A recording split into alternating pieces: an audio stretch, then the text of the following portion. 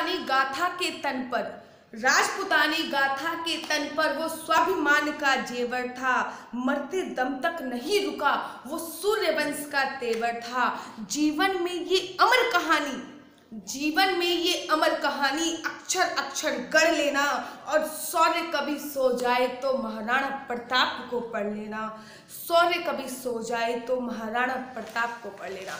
नमस्कार, मैं आशु परिहार चौहान। आज हम बात कर रहे हैं उस महान योद्धा की जिन्होंने 8000 सेना लेकर 80,000 सेना पर चढ़ाई कर दी थी, जिन्होंने अपने से 4 गुना ज्यादा मुगल को काटा और राजपूतानी आन बान शान को बरकरार रखा, जिसकी गवाही आज भी हल्दी घाटी की माटी दे रही है, जो न कभी रुके ना कभी झुके, जिन्होंने घास की रोटी खाई और अपने स्वाभिमान को जिंदा रखा। ऐसे हैं हमारे महाराणा प्रताप जी। आज महाराणा प्रताप जी के जन्मोत्सव पर मैं आप लोगों को लेके आई हूँ 2 ऐसे अनसुने किस्से, जो सुनने के बाद आपको खुद पर राजपूत होने पर गर्व होगा। आप फक्र महसूस करोगे कि आप उनके वंशज हो जिनके बाप दादा खेल खेल में सिंहों के जबड़े फाड़ देते थे। मैं बात कर रही हूँ 1956 की। जी हाँ, जब वियतनाम और अमेरिका में युद्ध चल रहा था, जब वियतनाम और अमेरिका में युद्ध चला और ये युद्ध 20 साल तक चला।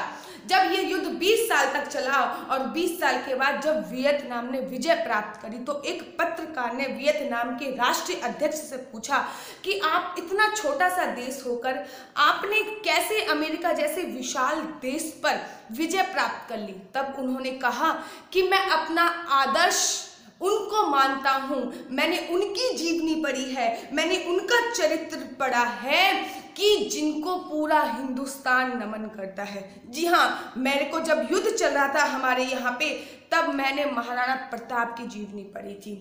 जब मैंने महाराणा प्रताप का चरित्र पढ़ा था, तब मैंने महाराणा प्रताप की युद्ध नीति पढ़ी थी, और तभी हमने अमेरिका जैसे विशाल देश पर विजय प्राप्त करी। और जब वो राष्ट्रीय अध्यक्ष जी मरे, तब उन्होंने अपनी समाधि में लिखवाया कि महाराणा प्रताप के प्रिय शिष्य, तब उन्होंने अपनी समाधि पर ये लिखवाया।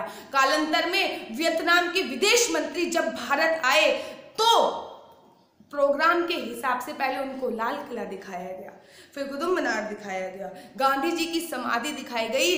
लेकिन जब वियतनाम के विदेश मंत्री जी ने महाराणा प्रताप की समाधि के बारे में जिक्र किया, तब उन्हें मेवाड़ लेके जाया गया, तब उन्हें उदयपुर लेके जाया गया, और वहां पर उन्होंने महाराणा प्रताप की समाधि को नमन किया। वहां से एक मुट्ठी मिट्टी अपने बैग में डाल ली, और जब पत्रकार ने पूछा कि आप ये मिट्टी अपने बैग में क्यों डाल रहे हो, तब उन्होंने कहा कि इस वीर मिट्टी ने, इस हल्दी घाटी ने न जाने कितने महान योद्धा दिए हैं। अगर ये ऐसे योद्धा हमारी कंट्री में होते, अगर ऐसे योद्धा हमारे देश में होते, तो शायद आज वियतनाम विश्व का सबसे शक्तिशाली देश होता। मैं ये एक मुट्ठी मिट्टी अपने देश की मिट्टी से मिलाना चाहता हूँ, ताकि मेरा देश भी ऐसे महान योद्धा को जन्म दे। दूसरी कथा मैं आपको बताती हूँ। एक समय था जब अब्राहम लिंकन भारत आना चाह रहे थे, तब उन्होंने अपनी माता जी से पूछा कि मैं भारत जा रहा हूँ। अपनी माता नैन्सी से पूछा था कि मैं भारत जा रहा हूँ, मैं आपके लिए क्या लेके आऊँ। तब उनकी माता ने बोला था कि वो हल्दी घाटी की तुम थोड़ी सी मिट्टी लेके आ जाना, ताकि उस हल्दी घाटी की मिट्टी से मैं अपना श्रृंगार कर सकूँ, अपने देश को संवार सकूँ। ये बात अलग है कि हल्दी घाटी की, ये बात अलग है कि उनका आना कैंसिल हो गया था। ऐसी ही वीर गाथा है हमारे महाराणा प्रताप की।